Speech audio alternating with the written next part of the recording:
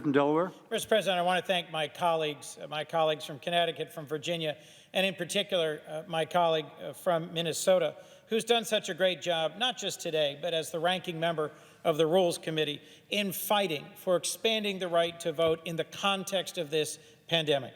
My colleague from Minnesota has stood to ask for unanimous consent for the enactment of the Natural Disaster and Emergency Ballot Act, which is a broad and bold framework to ensure access to the ballot state in the United States in the midst of this ongoing pandemic.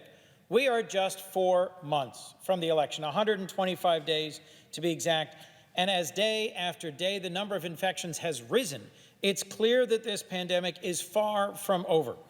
125,000 Americans have died, 2.5 million have been infected. It is completely reasonable for millions of Americans who are senior citizens, who have pre-existing conditions, who have particular vulnerabilities, to be concerned about the risks they might take if they go to a polling place to vote.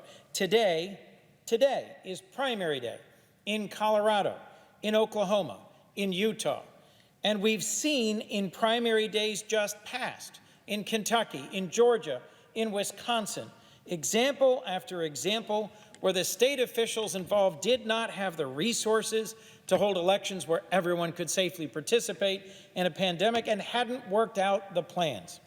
In Georgia, a state long known for voter suppression efforts over decades past, voters waited in line for hours and hours.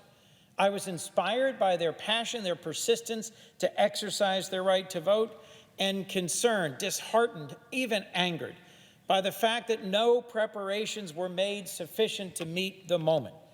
In Wisconsin, dozens, more than 50 voters and poll workers tested positive for COVID-19 after exercising their right to vote, one of the most fundamental rights in our democracy. And across the country, we've heard from election officials who have struggled with the infrastructure that is ill-equipped to handle this pandemic. So, as my colleagues have already said, we should come together to advance this legislation. Legislation I introduced with the senator from Minnesota and the senator from Oregon, which is a series of common sense solutions to this obvious challenge. It would expand early in-person voting, no excuse absentee vote by mail, reimburse states for additional costs involved in administering an election during a pandemic. It would ensure American voters aren't faced with that untenable choice, risk their health to vote in person, or stay home and not vote at all.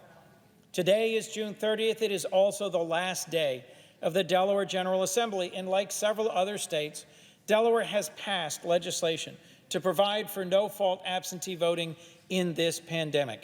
But they lack the resources to fully deliver on this solution. That's why in the Appropriations Subcommittee, where I'm the most senior Democrat, I have fought alongside my Democratic colleagues to advocate for money in this next COVID relief package, $3.6 billion, which is what experts across the country say states need for printing ballots, for postage, for new high-speed scanners, for secure drop boxes, for personal protective equipment, and so much more. I appreciate that the senator from Missouri, who came to the floor to object, did say that he would support additional funding. And I look forward to working with my colleague from Minnesota to help ensure that that is actually secured. But we have to do more than just provide financial resources. We have to provide this bill. We have to provide the legal framework. We have to provide a clear and confident path forward to voting. Let me close by reminding everyone in this chamber that voting by mail, voting absentee under exigent circumstances is nothing new. Our troops back to the Civil War voted by mail so that they could continue to participate in free and fair elections, even as they were fighting for the very existence of this republic. Every election, hundreds of thousands of American troops, diplomats, and development professionals safely and securely cast their votes from around the world, election after election. There's no reason we can't do that now. So let me close by thanking my wonderful colleague from the state of Minnesota, who's been such a passionate and effective and engaged advocate on this issue. I call on my Republican colleagues, let's step up, let's get this done. Let's ensure that the American people can safely exercise their right to vote this November. Thank you, Mr. President.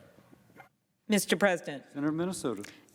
thank you to the senator from Delaware for all the work he's done and his focus on what is going to be right in front of us, and that is additional help to states, both with their needs, their medical needs and other economic needs, but also their democracy needs coming out of this pandemic.